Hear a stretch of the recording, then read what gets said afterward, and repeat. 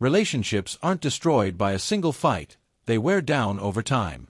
That's what I kept telling myself as I tried, over and over, to make things work with my wife, Hannah. But one evening, everything came to a breaking point. We had been arguing more often than not. Little things spiraled into big ones. I'd ask her to put her phone down at dinner, she'd roll her eyes.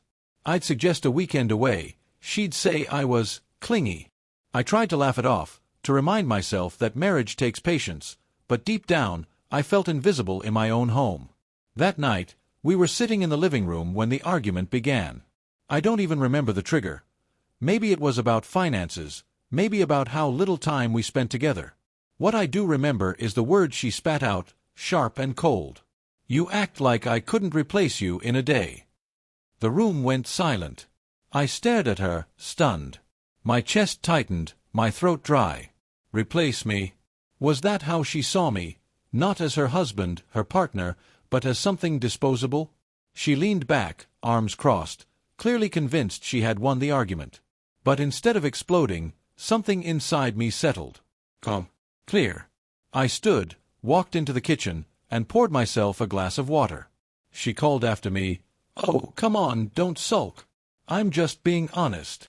I walked back, looked her straight in the eyes, and said evenly, "You might replace me in a day, Hannah. But I promise you, what I gave you, the loyalty, the sacrifices, the way I stood by you through everything, that you'll never replace. Not in a day, not in a lifetime." Her smirk faded.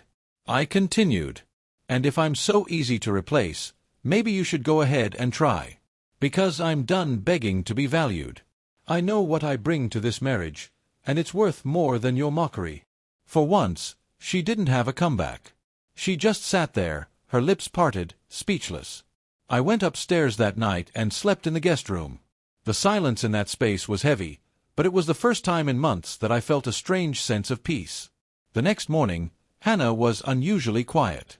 No sarcastic remarks, no cold stares. Just silence. She finally said, "I didn't mean it like that." But I cut her off gently. Words reveal what's in your heart. If you see me as replaceable, then maybe I need to stop holding on to something that isn't mutual. Days turned into weeks. I focused on myself, work, friends, my health. I stopped trying to drag love out of a place it no longer seemed to exist. And that's when something shifted in her. One evening, she sat across from me at the dinner table, tears brimming in her eyes. "Mark, I thought I could say anything and you'd always forgive me. I thought you'd never walk away. But seeing you pull back, realizing I might actually lose you, it scared me." Her voice cracked. "You're right. I can't replace what you give.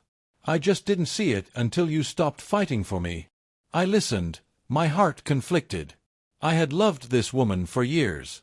But now I had to decide, was this apology too late, or was it the wake-up call our marriage needed? I didn't answer her that night.